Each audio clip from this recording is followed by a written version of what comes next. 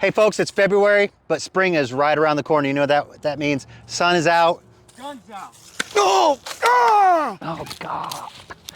Folks, it is, well, it's a few days before Valentine's Day, and that's time for you to show the people that you care about a little bit of love. It's also a time for you to show that one thing that's also really important in your life, and that's your home.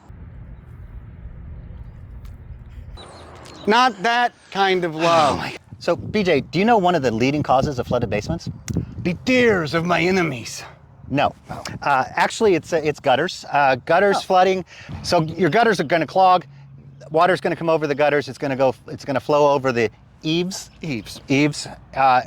down the foundation wall, and cause serious problems to your foundation. The average house, 2,000 square feet, 1 inch of rain, it's about 1,200 gallons of water. That's 32,000 gallons of water, enough to fill up two swimming pools. Next time it rains, get an umbrella. Walk around the outside of your house. If you see water coming over the edge of it, that's a good indication that your gutters are clogged up or they're draining slowly.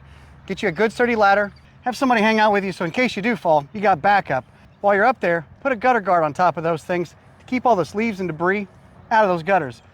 Make sure that the downspouts are going all out at least 3 feet from the foundation of your home to keep that water pushed away from your foundation.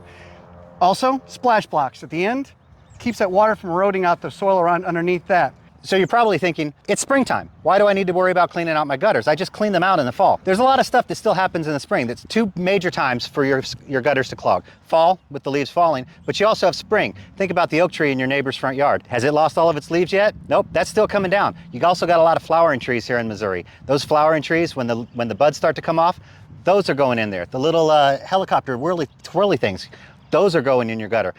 Fall, spring, 2 times a year, you have to get up there and clean out your gutter. I'm Jason.